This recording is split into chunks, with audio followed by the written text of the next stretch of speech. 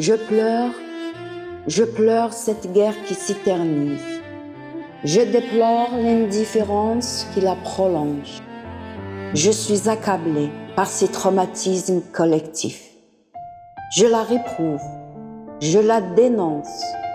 Oui, je condamne cette guerre, car elle dévore tout, tel un brasier implacable. Elle embrase les âmes et les réduit en cendres. Dans son sillage sanguinaire, le silence s'invite, tel un partenaire ignoble, tel un complice vorace.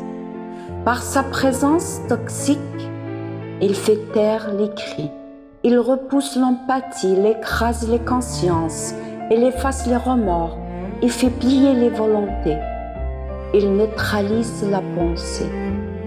Ce silence alimente la guerre. Vous l'avez constaté certainement. L'inertie qui l'accompagne conforte la répression. Vous l'avez laissé faire. Ce statu quo contribue à asseoir sa légitimité. Vous le savez évidemment.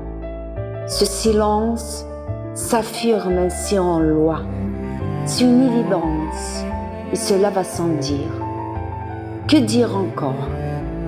Voyez-vous cette lueur, cette espérance, cet optimisme déchirer ce silence? Ou bien n'est-ce qu'une chimère qui nous séduit et nous dupe à la fois?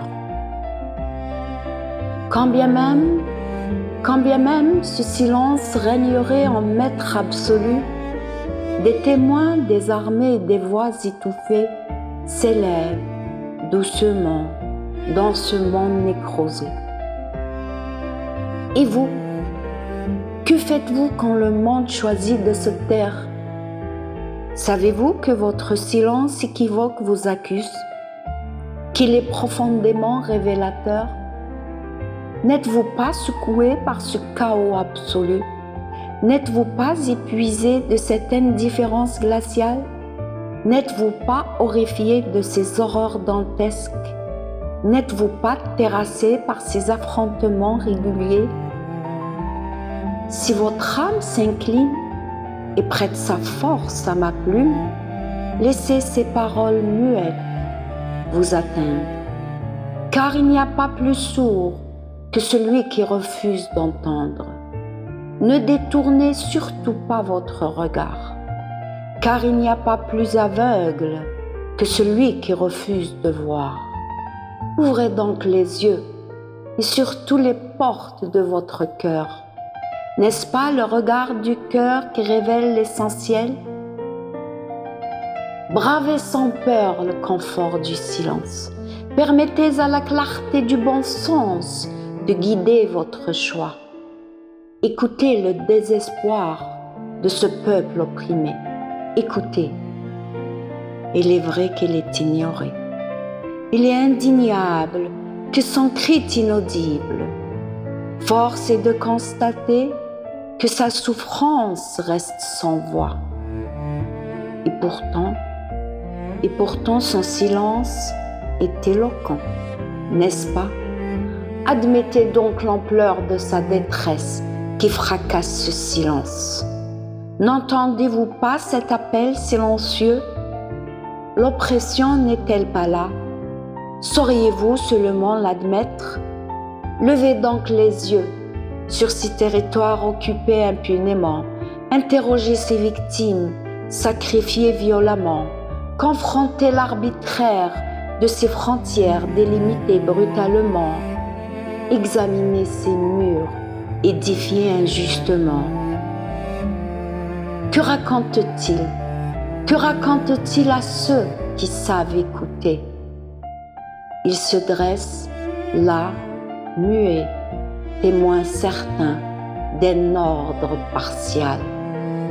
Ce tableau ne manifeste-t-il donc pas l'horreur dans sa brutalité? Avez-vous seulement le courage de reconnaître le mal qui ronge ces territoires? Avez-vous la force de considérer simplement ce témoignage alarmant? Un tel changement est-il à votre portée? Si tel est le cas, écoutez ce que mes mots n'ont pas fini de dire. Écoutez, écoutez attentivement. Comment? Vous nous qualifiez de défenseurs de terroristes? Vous affirmez que c'est un plaidoyer en faveur du terrorisme? Défenseurs de terroristes, apologie du terrorisme. Bien sûr, telles sont vos accusations, monsieur. Des mots qui pèsent, des mots qui pèsent. Arrêtez donc, arrêtez de nous exposer au vent cruel de vos mots. Connaissez-vous par ailleurs l'écho de ce proverbe qui veut noyer son chien, l'accuse de rage? Telle est l'épitaphe qui perce ce silence, retentissante et stimulante à la fois. Vous dites qu'on ne peut pas interrompre ce silence? Bien sûr qu'on ne peut pas, si l'on n'essaye pas. Brisons alors les chaînes de l'oppression, car demain il fera jour. Demain sera un autre jour pour une Palestine libre et souveraine. Pour une Palestine libre et souveraine. Pour une Palestine libre et souveraine.